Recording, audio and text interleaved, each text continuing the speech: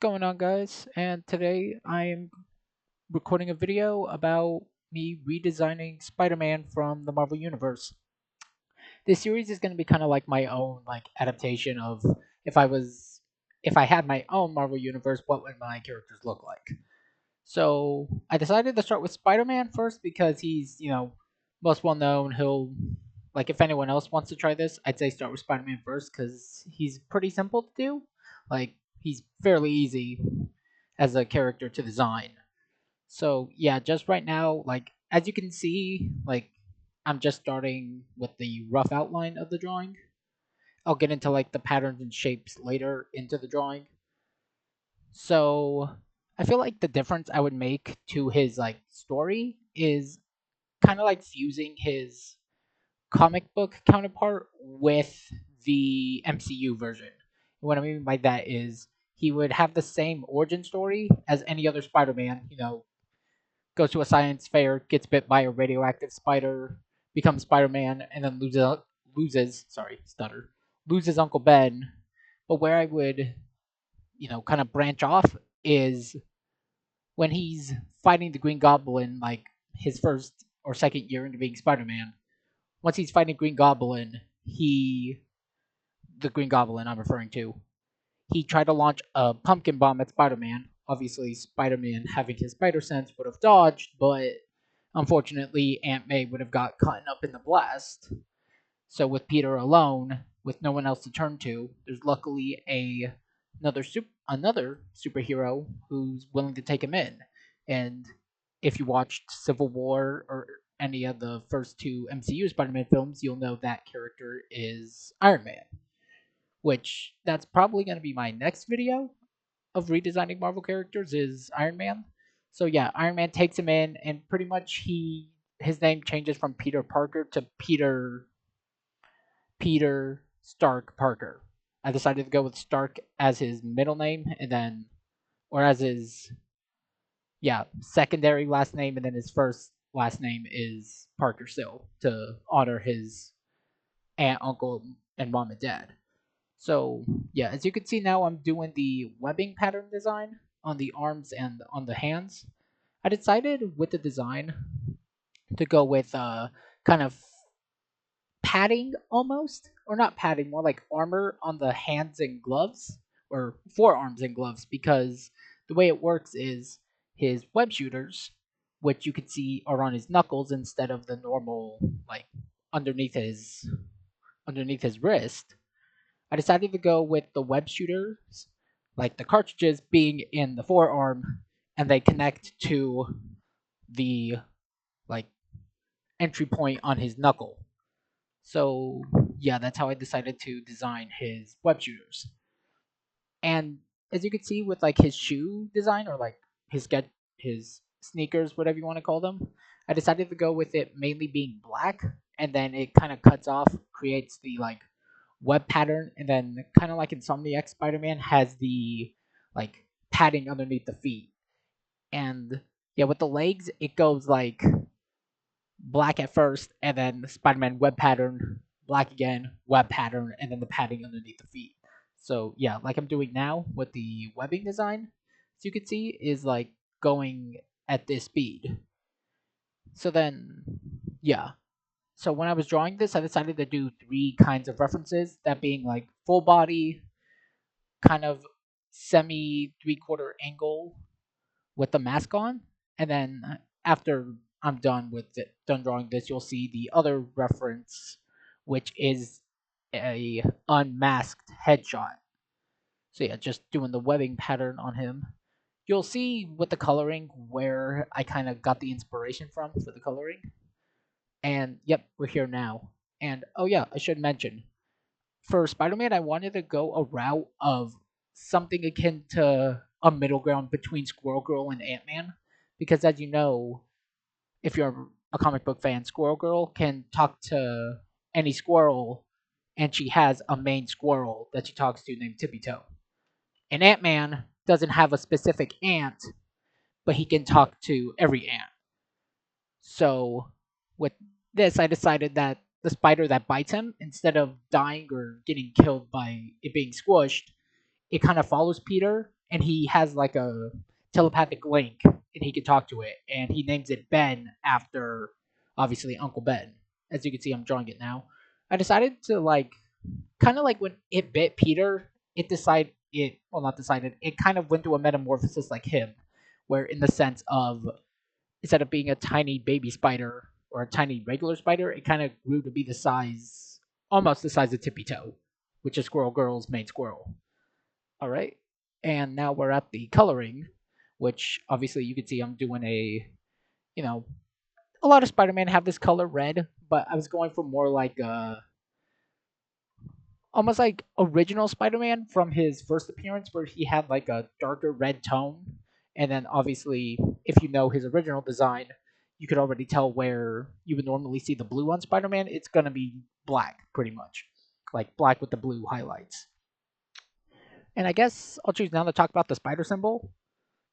The spider symbol, I decided to go bigger because for me personally, I love the bigger web design, or not web design, the bigger spider pattern. Like instead of it being small on the front and small on the back, or small up front, big on back, I prefer it to be like big on both sides of him, like back and front, because it kind of creates a linked design. So yeah, we're coloring the forearms now. Well, gloves and forearms, as I should say. Yeah, usually like this drawing, it took me 3 days to do. So it was like obviously doing the outline one day, like doing the outline, and then I had to finish the outline of the unmasked headshot. I had to finish that a separate day, and then coloring, and then like shading on the drawings I usually do. So usually like 3 days for big projects like this, but a normal doodle drawing I'd say takes about a full day. Sorry, tangent aside. Now we're coloring the white on the character, which will be the web knuckle, like the web shooter part on the knuckle, and the spider symbol going white. So same on there, doing white. And if you notice, I didn't do white on the eyes, which is a super common occurrence on any Spider Man. So I decided instead to go yellow because I've seen Spider Man designs where his like eyes are yellow and it kind of gives that like cool effect, like shimmering eyes instead of these like bulging white eyes. I decided to go for yellow because I was like, huh, you usually see a yellow design, and I thought that'd be cool. So now we're coloring in the main part of the suit, not the web spider pattern, the like where you would normally see blue. I decided to color it black instead. So yeah, just getting the eyes there, finishing the neck, fingers. See, that's what I was talking about. Fingerless, like the not fingerless gloves, but like not being one big glove, but having it be like a separation between the hand and the fingers. So the hand being the like red color with the web pattern, and then the fingers of the suit being this black color. So yeah, just doing the arms now. You're just coloring it in. Like I said, it usually takes me a good while because I'm not doing this on a like drawing tablet. I'm using a computer and mouse to do that. So yeah, just working my way down. Did the upper body, did the arms, did the neck, and now we're doing the legs. And then after we follow up on the legs, that'll be the feet on the spider costume. So yeah, see, there we go.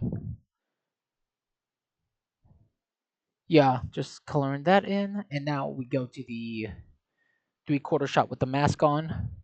Honestly, I'm kind of impressed with myself that I was able to kind of pull off a 3/4 angle. Hold on, let's make sure that's colored in and erase that blotch right there. All right, back to it. So now we're coloring in Ben, as he's called. Oh, gotta color that in. Hold on. All right, there we go. Now we're coloring in the suit part on the headshot. I'll color those teeth in real quick. Okay, coloring that. Yep, get all that colored in. I didn't go pure black on that outfit because I decided to, have it be visible to where you could see like his like muscles and stuff. And yeah, now we're on the skin tone of Peter Parker. Yep, basic coloring for skin tone, and then decided to go brown eyes, like light brown eyes with dark brown hair. I decided to give him like that, those like two little bangs dangling down with like some kind of ruffled type hair with like little, like you could tell in the hair the details of the little like hairs sticking out. So it's like you could tell it's like uncapped. All right, just gonna finish coloring that in, and now we're getting the name down. I was going for like drawing it at first, but I decided no. And Krita has this feature where you can just type it in, and then decided to do that instead because it looks cleaner. And yeah, this is where I ran into a problem. I did this, but then I realized it was all one layer. So I had to erase and then obviously typing in the secret identity again, and then fixing my mistake and doing a separate layer, doing the name, superhero name, the gender, and the age of the character. And then now we're on the shading of the drawing. Shading the eyes in first because it kind of gives that effect of it being like eye coverings and not really just like cloth on the suit. And the same thing with the eyes there, and then little shading in the eyes, and then lighting on the like the suit itself, and then adding little highlights into his hair. Just doing that. That takes a bit of time because I want to make sure I get it right. And then lighting on Ben himself, and then on the main part of the suit, or on the main like full body shot, getting the lighting there. It's just going down. Yeah, honestly, this is the part that I feel like takes the longest, like compared to drawing and like base coloring. I feel like the shading and the lighting takes longer just because it's like you don't want to go like everywhere with it. You just kind of want to have a consecutive pattern. And you could, as you saw there, I fixed some of the mistakes that I made with the drawing, like some of the colors I missed. So now I'm just continuing the shading in, shading by the hands, shading in the eyes, going around that spot so it kind of gives like that light effect. Yep, like I said, coloring the spots I missed, shading in the ear holes, and then shading like underneath the hair and some darker spots on the hair. Decided to color in the eyes gray, and then obviously highlight or darken the teeth. And now, kind of like reverse of normal Spider-Man, I did black on blue. Yeah, yeah, I went on black and blue. Sorry, I don't know why I'm stopping there. Yeah, yeah, I kind of took a pause because I was trying to evaluate how I wanted the pattern to be, and then I finally got it. So we continue. Just like having the, I like this black and blue instead of the blue and black, in my opinion. So yeah, just finishing that up.